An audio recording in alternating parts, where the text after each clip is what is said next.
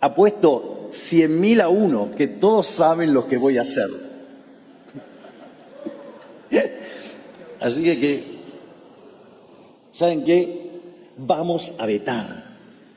Y si aún se diera la circunstancia, que no creo, pero se diera que el veto se cae, lo vamos a judicializar.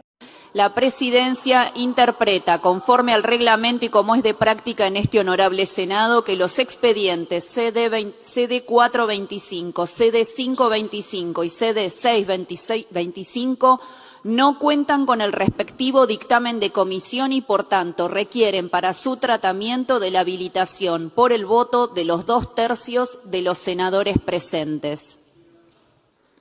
Usted es presidente del cuerpo, usted tiene que conducir el cuerpo y poner a consideración de los senadores. Usted no puede definir algo que pertenece al Senado porque usted es del Poder Ejecutivo, ¿verdad? Usted no puede decir que considera esto, sino que tiene que decir pongo a consideración de los señores senadores. Usted no tiene potestad para hacerlo porque está invadiendo el trabajo de otro poder del Estado. Usted viene acá como árbitro. Porque esto es lo mismo que vaya al árbitro y patee el penal. Bien, bueno, como sabrán, el día 10 de julio de este año se marcó un hito legislativo. Básicamente, el gobierno nacional sufrió una derrota aplastante en el Congreso. Ese día, el Congreso de la Nación logró sancionar 3 leyes fundamentales y otorgar media sanción a otras 2. ¿Qué se aprobó? Bueno, se aprobó por un lado el aumento de jubilaciones y pensiones, un pequeño aumento hay que decir. Se aprobó una prórroga por 2 años más de la ley de moratoria previsional y se declaró el estado de emergencia en materia de discapacidad. Ahora bien, lo cierto es que estas normas aprobadas por ambas cámaras en estos momentos se encuentran en un proceso constitucional de aprobación, ¿sí? En donde el Poder Ejecutivo deberá o decidir promulgar o mantener el silencio o vetar dicho proyecto, dicha sanción. El presidente, lo cierto es que el día 11 de julio ya anunció que ejercerá la facultad del veto, argumentando que dichas leyes quiebran el equilibrio fiscal, comprometiendo todo su eje de estabilidad o política económica. Incluso llegó a amenazar con que iba a judicializar el veto. Igualmente acá el centro del conflicto no está en el contenido material, digamos, sustancial de las leyes aprobadas, sino que a mi modo de ver el conflicto, ¿sí? El conflicto jurídico que en este video podcast me voy a invitar a analizar, está en el procedimiento parlamentario, seguido particularmente dentro del Senado, lo cual abre una posible puerta a la judicialización. A ver, como ustedes habrán visto, en general, ¿sí? El día 11 de julio el gobierno denunció que dicha sesión en el Senado fue ilegítima. Ahora la pregunta es, ¿por qué fue ilegítima? ¿Dónde podemos hallar un vicio? ¿Existe algún vicio en las formas, tanto en el reglamento del propio Senado o en la Constitución misma? Bueno, vamos a intentar, como he dicho, desgranar este asunto y darle una, al menos intentar exponer cuál es el conflicto, proponer alguna solución si es que existe.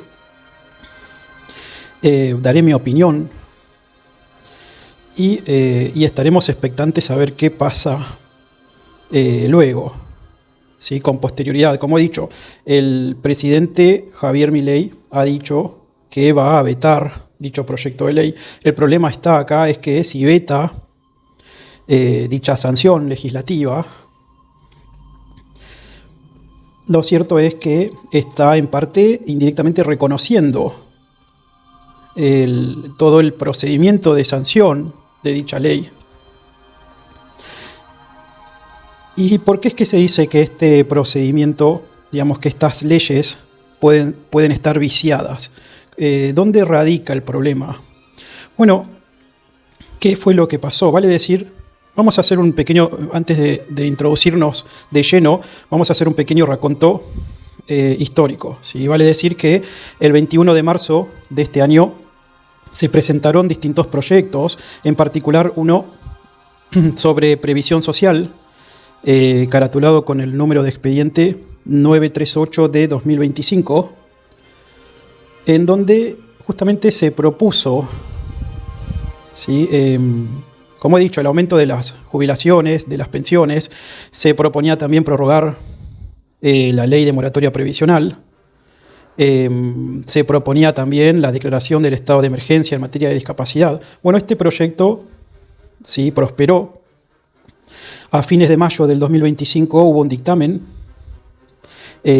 positivo y el 4 de julio se dictó media sanción.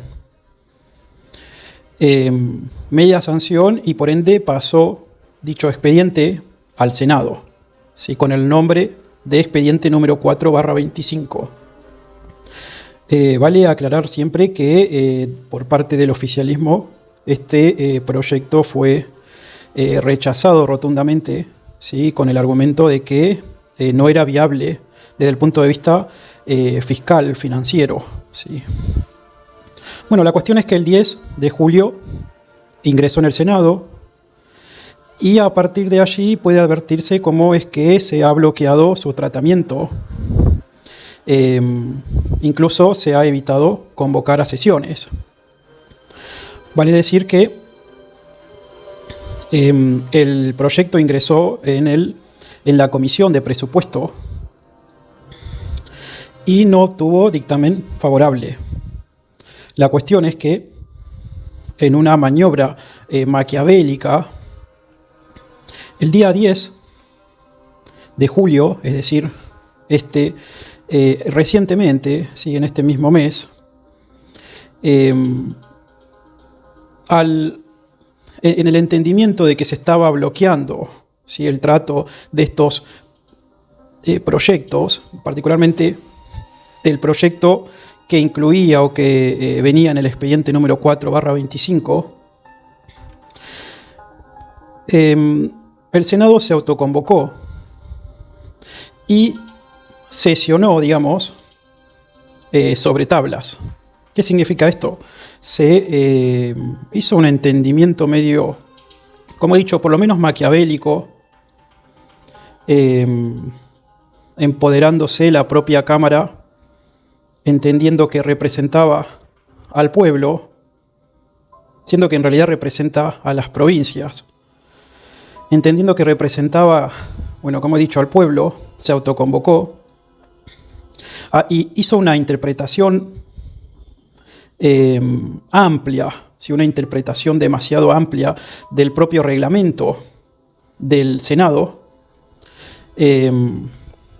Vale decir que el artículo 34 del propio Senado, ¿sí? Del propio reglamento del Senado, regula, ¿sí? Lo que pasa cuando el presidente del propio Senado está ausente o impedido de ejercer sus funciones, ¿sí? Pero cuando está ausente, es decir, cuando no está presente o cuando está impedido por X motivo de ejercer su función. Bueno, la cuestión es que la vicepresidente de la Nación o presidenta del Senado, de apellido Villarruel, estaba presente, pero se abstenía de abrir la sesión, ¿sí? Se abstenía particularmente de que se trate el tema. La cuestión es que este mismo artículo lo que dice es que en caso de ausencia o impedimento del presidente, y sigue, presidente provisional, vicepresidente y vicepresidentes 1 y 2 de la Cámara, actuarán los presidentes de las comisiones en el orden establecido en el artículo 60. Entonces, incluso el propio artículo dice que en caso de ausencia o impedimento, y señala un orden de prelación, un orden de jerarquía. Entiendo que a los fines de sustituir, ¿sí?, o reemplazar a los que, al presidente de dicha Cámara que se encontrara ausente o impedido. Bueno, en este caso, estando Villarroel presente, incluso estando presente el presidente provisional de nombre Abdala, de apellido Abdala, se hizo una interpretación extensiva, como he dicho, se alegó que la vicepresidente de la Nación estaba impidiendo funcionalmente la sesión o el trato de estos temas, y votó a viva voz y eligió, eligió, violando lo que el reglamento dice, a Silvia Sabaj. Bueno, seguidamente asume Silvia Sabaj, pasan a votar y aprueban, casi de manera forzosa, aprueban estos tres proyectos, y se sancionan estos tres proyectos, en realidad 5, 3 con sanción definitiva. Todo esto ocurrió el día 10 de julio del 2025. La pregunta es, si existía un reglamento que justamente ordenaba cómo es que dichos roles, dichas funciones iban a ser cumplidas a los fines de darle curso, darle trato a la sanción de una ley. ¿Por qué se incumplió? ¿Es válido? ¿Es legítimo lo que se hizo? A ver, si bien toda respuesta tenemos que tratar de leerla hacia los ojos de nuestra propia Constitución. Si es en ese sentido que, por ejemplo, el artículo 63 de nuestra Constitución Nacional señala que ambas cámaras se reunirán por sí mismas en sesiones ordinarias. Y haciendo una interpretación amplia, extensiva de dicho artículo, se entiende que se reunirán por sí mismas y se autorregularán, ¿sí? Y no solo se autorregularán, sino que también pueden incumplir sus propios reglamentos internos, ya que se supone que son órganos soberanos. El asunto es, en este afán de intentar decir que el Congreso es un órgano soberano que puede regular, puede autorregularse, puede autoconvocarse, puede sancionar una ley sobre tablas. En algún punto, esto, si es utilizado estratégicamente de manera política, puede llegar a pensarse, puede llegar a entenderse que si esta herramienta, si este recurso es utilizado de manera regular, en algún punto omnímoda, despótica, puede llegar a decirse que viola el principio republicano de gobierno. Y si viola el principio republicano de gobierno, toda vez que se pasa por alto, tanto como aconteció en este caso, se pasó por alto respecto de la presidente del propio Senado. ¿Sí? Esta mujer estaba presente, se hizo como si no estuviera, se votó a viva voz, se eligió en contra del propio reglamento, se eligió a otra senadora para que presida, se votó y se impuso a la fuerza una ley, la sanción de una ley. El asunto acá es, si este recurso se aplica, si puede darse el caso en que se imponga el poder legislativo por sobre el proyecto de gobierno que esté impulsando el propio poder ejecutivo. Recordemos acá es que no sea, al menos la excusa o los argumentos del gobierno son respecto de que estos proyectos no son viables desde el punto de vista financiero, que comprometen el equilibrio fiscal y por ende comprometen la estabilidad económica buscada por este gobierno. El punto acá es, si se utilizan estos recursos, si se siguen utilizando este tipo de recursos, ¿puede, digamos, esta manera imponerse por sobre el proyecto político, económico, financiero que está buscando el propio Poder Ejecutivo? Recordemos ahora que son 10 días que el presidente de la Nación, digamos el Poder Ejecutivo Nacional, tiene para proceder a no hacer nada. ¿Sí? Vencido el plazo, se entiende que la ley se sancionó tácitamente. ¿Sí? La misma será publicada en el propio boletín oficial. Ahora, puede aprobarla totalmente, ¿sí? Limitarse a decir apruebo dicha ley y mandarla a publicar al boletín oficial. Puede también vetarla total o parcialmente, en cuyo caso si la veta, ¿sí? Digamos que el veto es un ejercicio constitucional, ¿sí? El Poder Ejecutivo está facultado a hacerlo.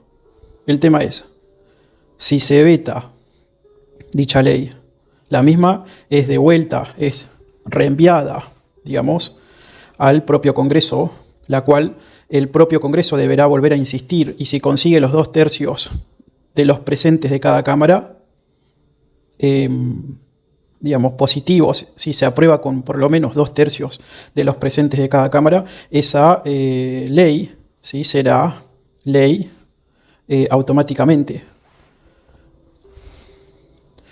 Entiendo que, bueno, mi opinión personal, ¿sí?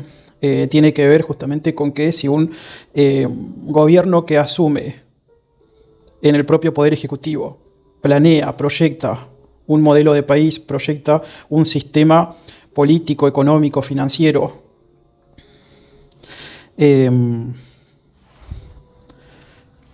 entiendo que por lo menos esas ideas deben ser consideradas. Entiendo también que si el Congreso quiere, tiene las herramientas suficientes como para pasar por alto, ¿sí? Para pasar por alto respecto de lo que el propio Poder Ejecutivo propone, ¿entiende? ¿Sí? Toda vez de que, como ha ocurrido en este caso, han desplazado a la vicepresidente de la Nación, han desplazado a la presidenta del propio Senado, se han autoconvocado y han votado sobre tablas. Y entiendo que si mi ley veta, digamos, y el Congreso insiste, estas leyes se aprueban. ¿Sí? Estas leyes, y no es tanto por lo sustancial, ¿sí? Dicho sea de paso, quiero decir que el aumento propuesto por el Senado también es, digamos, es un aumento pedorro, ¿sí? Es un aumento que no todos sabemos que con ese dinero un jubilado no apenas sobrevive. Todos sabemos que es un aumento paliativo, ¿sí? Pero no intenta dar solución real y concreta a la situación que están viviendo tanto los jubilados como los discapacitados. Ahora bien, me preocupa un poco lo que acabo de decir, ¿verdad? Me preocupa un poco el hecho de que realmente el recurso que han utilizado, y mi pregunta es, si este recurso se regulariza, ¿sí? Si se hace común este hecho de desplazar al presidente del Senado y votar sobre tablas, violando todos los reglamentos internos incluso, si esto se regulariza, el propio Poder Judicial puede intentar resolver, ¿sí? Si esto es llevado a tribunales, puede declarar que esta situación, que esta controversia es justiciable.